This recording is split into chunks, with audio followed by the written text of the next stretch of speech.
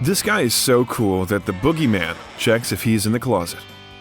He's the only one who beat a brick wall in tennis, and his cat renewed the wallpaper and even sheathed the ottoman before his arrival. Chuck Norris is the hero of old-school action movie fans, a legend for children of the 80s and 90s. But believe it or not, his career can hardly be called successful.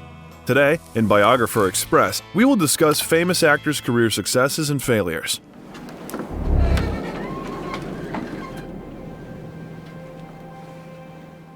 The hero of the most brutal memes and epic adrenaline scenes boasts several successful and memorable roles. But few people know that an impressive part of the films with him collected pennies at the box office, and for a long time, he was not very popular. To get the status of one of the cult representatives of Hollywood, Norris had to work hard. His entry into the big cinema began with Bruce Lee's movie Way of the Dragon. Chuck got into the film thanks to the connections that appeared due to another profession of the future star, having the status of world light heavyweight karate champion.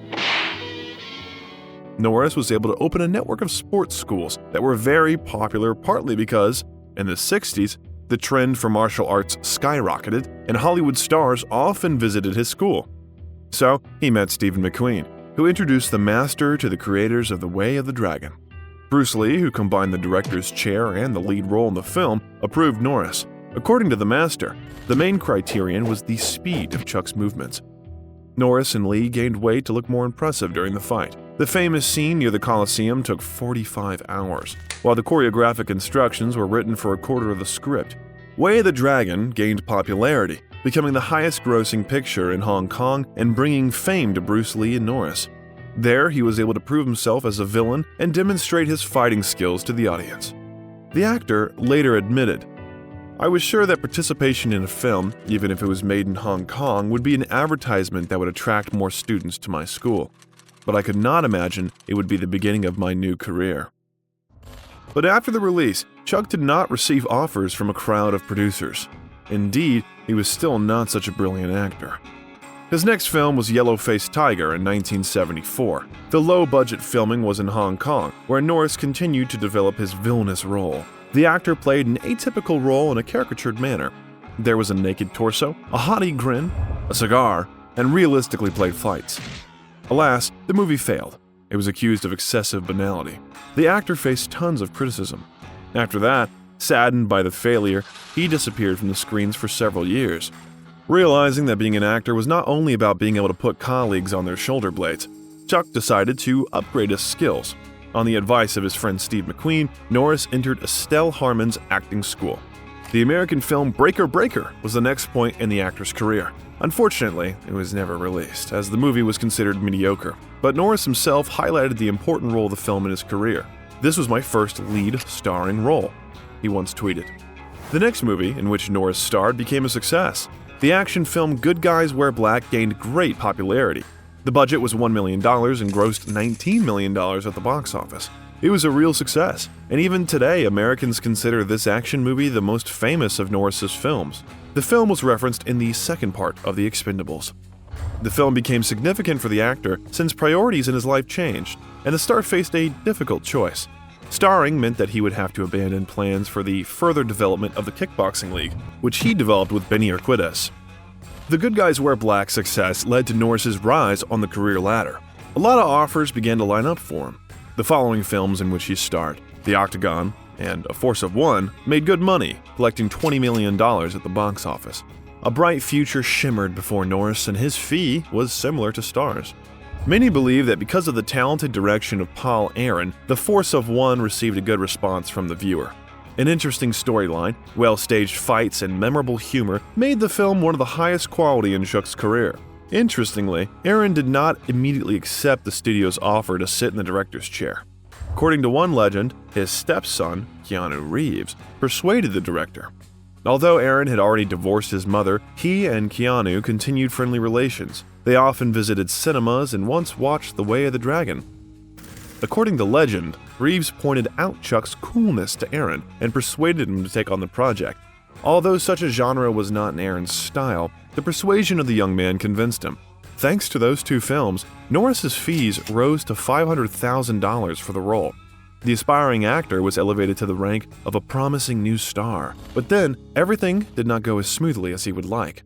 Partly because many of Norris's films were filled with naivety and blunders in the productions. Octagon was criticized for the stereotyped image of good and bad characters, the implausibility of the combat scenes, and the poor quality of the cameraman.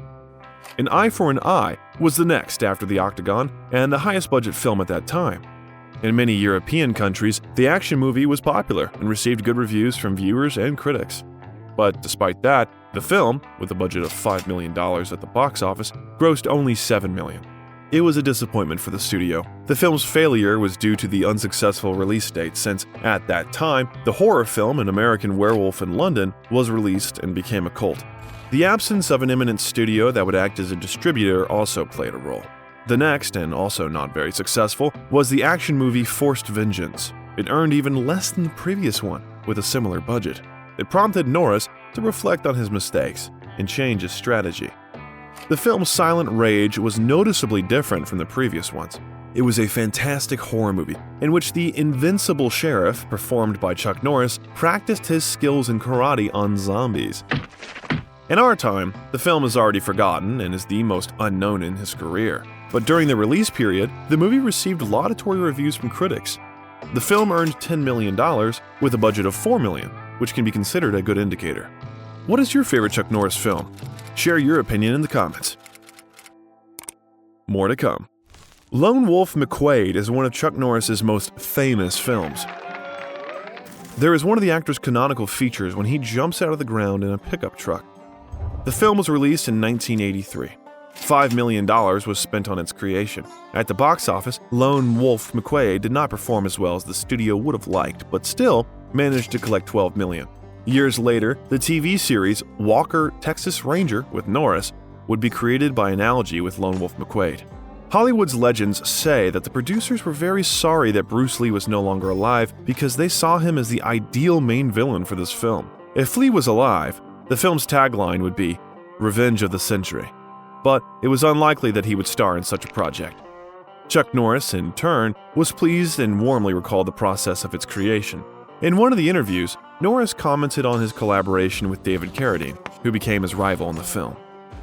David is good in the martial arts up to the point of knowing how to do the techniques, but not good to the point of knowing how to control the techniques. And all because of the behavior of Carradine on the set during the action scenes.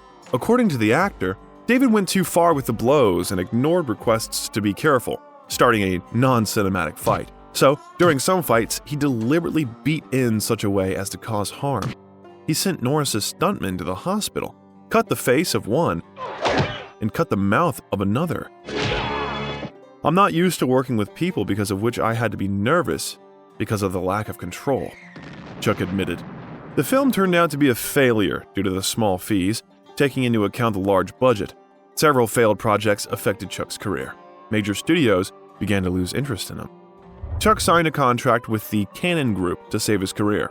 At that time, the studio participated in filming low-budget films, focusing more on the video market.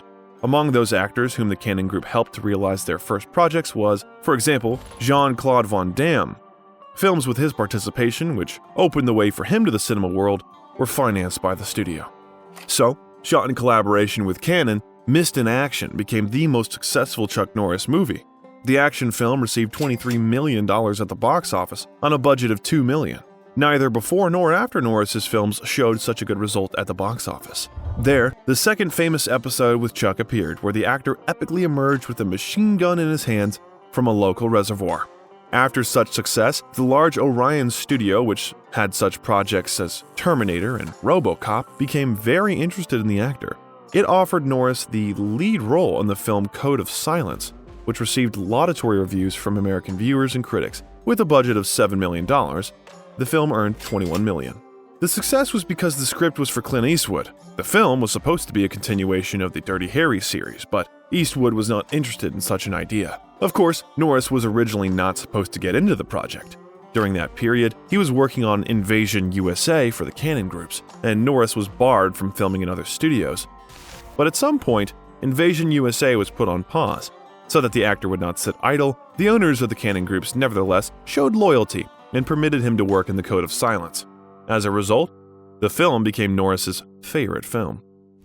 While Chuck was finishing Code of Silence, Canon decided to take advantage of the popularity of his previous film, Missing in Action, and create 2 more parts of the film. The sequel grossed $11 million at the box office, and although the amount covered the budget, it did not live up to the studio's expectations. The third film was a complete failure.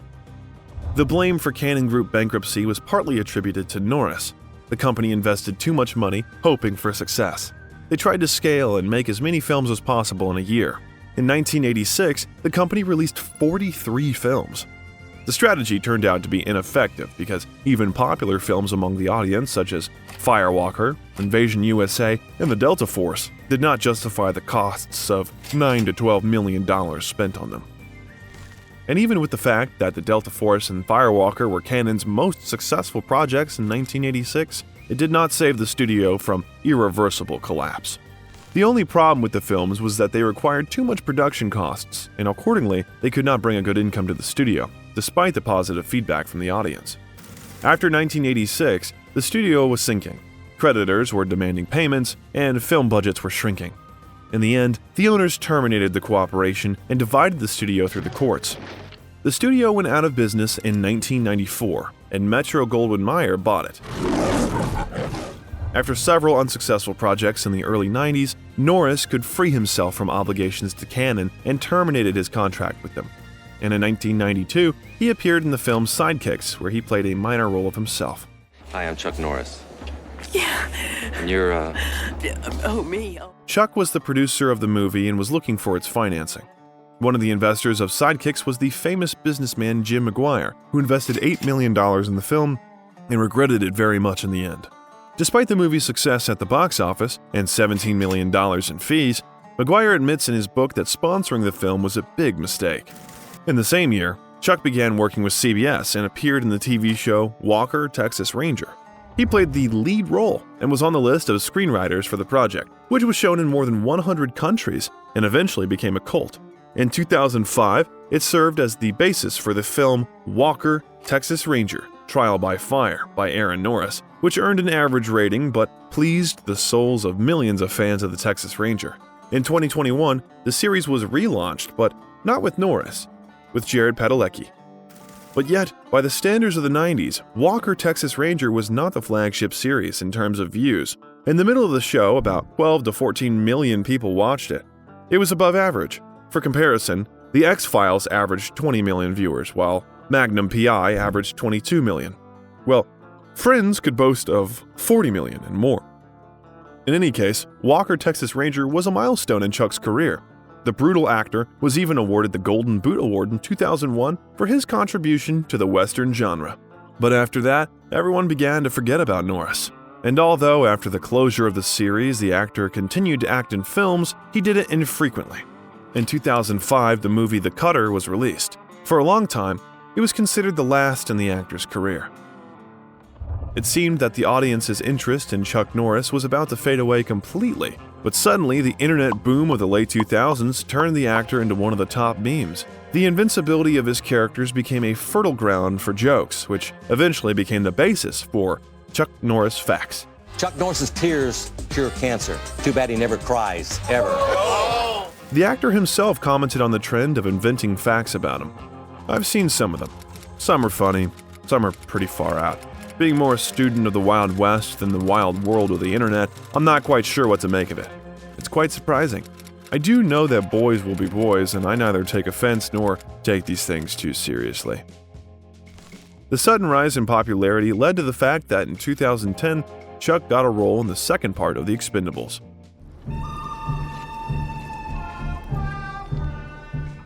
This film is Chuck's last film so far. Sylvester Stallone admitted that it took work to get Norris into the project. He refused to participate for a long time and agreed after he was convinced that the film would be an action adventure without carnage. At that time, the actor was 71 years old. One of the funniest moments of The Expendables 2 is an episode that mentions one of the non-existent facts about Chuck, invented by users of various social networks. Among hundreds of others, he was chosen by Norris's wife. I heard another rumor that you were bitten by a king cobra. Yeah, I was. But after 5 days of agonizing pain, the cobra died. Despite his impressive age, the actor is now 82 years old, he leads an active lifestyle. He took part in various events, wrote 7 books, and was even going to become the president of Texas. In 1990, Chuck founded the Kickstart Foundation, which includes more than 30 schools and helps teenagers overcome addiction through martial arts. About 80,000 people pass through the school at the foundation. Training disciplines children and helps them to leave street gangs and begin to study well. Despite his age, the actor practices martial arts, devoting time to training every day. Although Chuck does not have hundreds of millions of dollars worth of projects, his perseverance and determination made him a name for centuries. Many viewers fell in love with his characters, and true fans hide cowboy hats and boots at home. And they, of course, draw memes.